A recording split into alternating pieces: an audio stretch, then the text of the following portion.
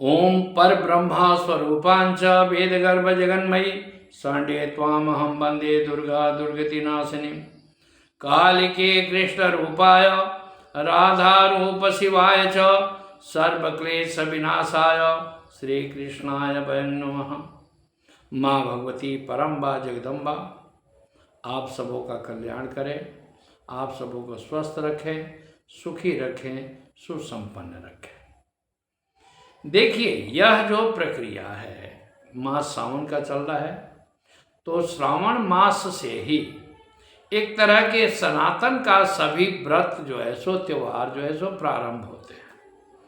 क्यों? भगवान शिव संहार करने वाले हैं, ब्रह्मा जो है सो सृष्टि के निर्माण करने वाले हैं और विष्णु पालन करने वाले हैं। तो एक तरह से कहा जाता है कि हरिशयनी एकादशी के बाद विष्णु अपने धाम में आराम हो जाते हैं, तो अन्य शक्तियों को उन्होंने अपने साम्राज्य को संभालने के, सत्ता को संभालने के लिए दे देते हैं। तो सबसे बड़ा इस सत्ता को संभालने का जिम्मा जो है भगवान देवादिदेव महादेव को दिया जाता है।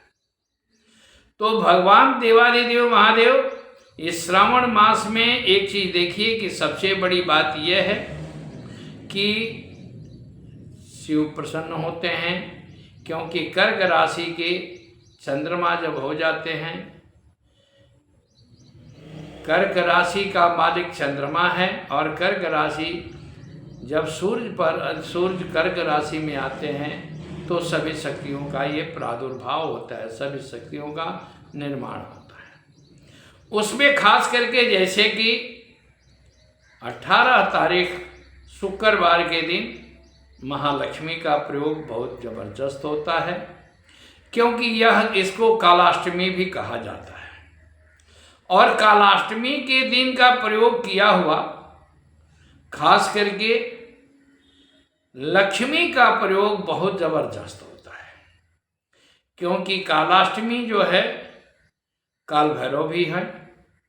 काल भैरव का भगवान शिव का के ही रूप में काल भैरव जी आते हैं, और काल भैरव के दिन कालों का काल महाकाल की भी पूजा की जाती है प्रधानता से, और इनकी कृपा से आपके सभी प्रकार के कष्ट दूर होते हैं, सभी प्रकार के संकट दूर होते हैं। क्योंकि इसीलिए काशी नगरी के कोतवाल भगवान काल भैरव को ही कहा गया है। तो इस काल भैरव का कालाष्टमी के दिन पूजन का विधि इसलिए मैं प्रधानता करता हूं कि जो अचूक लक्ष्मी प्राप्ति करना चाहता है, जो चाहता है कि मेरे पास धन धान्य की वृद्धि रहे, कभी कमी नहीं हो,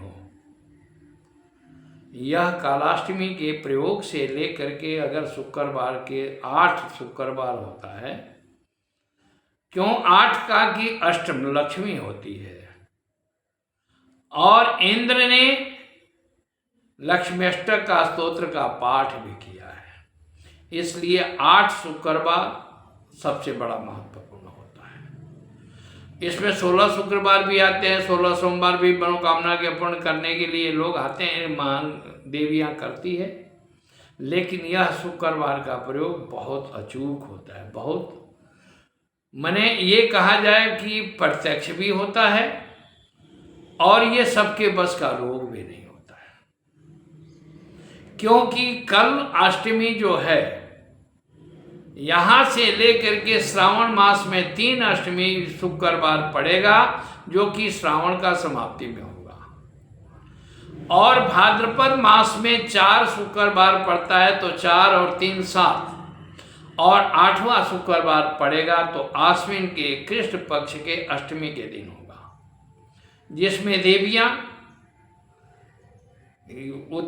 पूर्वांचल में खास करके लोग जीवित पुत्रिका का व्रत करते हैं, संतान के लिए, संतान के रक्षा के लिए जीवित पुत्रिका का व्रत बहुत बड़ा महत्वपूर्ण होता है।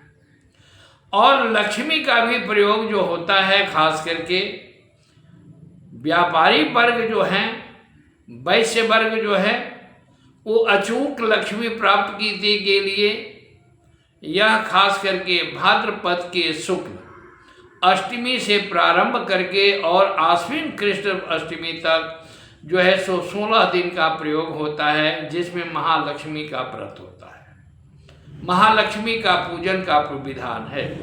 महालक्ष्मी का जो है सो बहुत बड़ा उसमें यह प्रक्रिया बताया गया है। तो उसको पूजा करने के लिए आठवां जब शुक्रवार आएगा तो आश्विन के कृष्ण पक्ष में आएगा।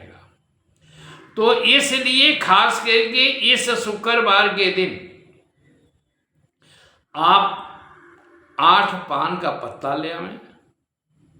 8 पान के पत्ते के बाद ला करके 4 ठो गड़ी का सूखा नारियल ले आइए, बिना जटा का, जिसको हम लोग खाते हैं, गड़ी का गोला जिसको कहते हैं, उसको 2 भाग में कर दीजिए। 2 भाग में करने का मतलब 4 दूना 8 हो जाएगा। 8 पान के पत्ते पर हो जाएगा। 8 पान के पत्ते के ऊपर 8 जगह जो है सो नारियल रखिए, गड़ी का गोला, उसमें रखिए 2 छुहारा, पहले वाले में रखिए 5 छुहारा, क्योंकि पंचभूत का शरीर है।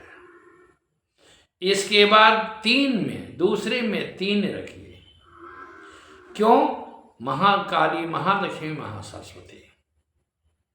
और तीसरे में भी ही 3 रखेंगे, ब्रह्मा विष्णु महेश। ये ध्यान रखें कि पहले में ओम नमः शिवाय या ओम शिवाय नमः, ये मंत्र का 5 बार जाप करते हुए ये चीज रखेंगे। इसके बाद 3 रखेंगे। इसके बाद 4 रखेंगे, तो 4 हो गया। फिर इसके बाद से 1 में और 4 रखेंगे, फिर 2 में 3 रखेंगे और लास्ट में 5 रखेंगे। ये छुहारा कर दीजिए, बेदाम कर दीजिए, बेदाम का गिरी, मूंगफली का दाना, क्योंकि ये 8 वस्तु होते हैं, इसलिए कि अष्टलक्ष्मी के लिए। कमल पुष्प नहीं मिलता है तो गुलाब का फूल आजकल मिल जाएगा, या गुड़हल का फूल मिल जाए, लाल जो है सो फूल मिल जाए तो अति सुंदर, नहीं तो गेंदा का फूल जो है पीला रंग में, वो भी चल जाएगा। इसके बाद उसमें 2-2, 4-4 बतासा रखिए। सब में 4-4 बतासा रखेंगे तो 4, 8 चौका 32। इसके बाद उसके बगल में 1-1 लड्डू रख दीजिए। 1-1 लड्डू रख करके फिर वहाँ बतासा के साथ 1 बतासा बाहर रखेंगे, 3 घड़ी के गोला में रखेंगे और उस बतासा के ऊपर 1-1 जोड़ा लौंग रख करके 1-1 जोड़ा इलायची रखिए और इसके बाद उस कपूर को जला दीजिए। और कपूर को जला करके ओम श्रीं ह्रीं श्रीं श्रीयै नमः, इस मंत्र का आप 1 माला, 3 माला, 5 माला जाप। तो अगर यह प्रक्रिया अब से शुरू करते हैं तो माँ भगवती कृपा होगी, तो कार्तिक कृष्ण अमावस्या को या की दिवाली के समय तक आपको सुधार मिलना शुरू हो जाएगा। आपको लगेगा कि हमें कुछ न कुछ फायदा होना शुरू हो गया है। तो आप इस क्रिया को करें और माँ भगवती का पूजन विधिवत करिए और आपका सभी मनोकामना भगवान देवाधिदेव महादेव आपका पूर्ण करे, साथ में माँ लक्ष्मी भी पूर्ण करे, साथ में शत्रुओं का समन के लिए, क्योंकि काल भैरव जी का प्रयोग है, तो खास करके अष्टमी के दिन आप सरसों के तेल का दीपक जला करके उसमें 4 लौंग डालिए और इसमें एक चीज रखिएगा कि हो सके तो ओम ह्रीं काल भैरवाय आपद उद्धारणाय मम वैरी विध्वंसन करणाय मम अभीष्ट सिद्धि गुरु गुरु भैरवाय ह्रीं ओम नमः शिवाय। तो ओम नमः करेंगे। इस नमः पर स्वाहा जहाँ होता है वहाँ नमः नहीं होता है, जहाँ नमः होता है वहाँ स्वाहा नहीं होता है। इस मंत्र का जाप करें। और खास करके लक्ष्मी का प्रयोग के लिए सबसे बड़ा अचूक प्रयोग है। कल से जो प्रारंभ होगा ये अष्टलक्ष्मी के साथ साथ 16 दिन का जो व्रत होगा अचूक लक्ष्मी प्राप्त करने के लिए, वो बहुत बड़ा महत्वपूर्ण है। बाकी जय माँ भगवती, जय माँ कामाख्या, आप सबों का सभी मनोकामना पूर्ण हो। और खास करके भाद्र श्रावण मास के शुक्ल पक्ष में सोमवार के पहले मैं वीडियो डालूंगा, उसमें आप सबों का सलाह चाहिए। अगर जिसको भी लगे कि हाँ हमारी समस्या ये है, वो हमें मैसेज कर सकता है और यूट्यूब में कमेंट में दे सकता है। लेकिन एक चीज़ और जान जाइए, बहुत लोग कहते हैं कि महाराज ये चीज़ है, तो परमात्मा ने देखिए ग्रह दोष खत्म नहीं होता है, ग्रह दोष शांत होता है। आपने किसी का धन लिया है जबरदस्ती, तो आपको कहीं ना कहीं देना पड़ेगा। तो दैवदंड हर आदमी को भुगतना पड़ता है, ग्रह दोष शांत होता है और राजदंड माफ होता है। इसलिए आप अपने इष्ट का, गुरु का और परमात्मा का ध्यान जरूर करें, उनका जरूर भजन करें। श्रावण मास में भगवान शिव का पूजन, शिव का भजन आपके जीवन के बहुत बड़ा महत्वपूर्ण है, आपको करना चाहिए और सभी मनोकामना आपको पूर्ण होगा। जय माँ भगवती, जय माँ कामाख्या, ओम हर हर महादेव।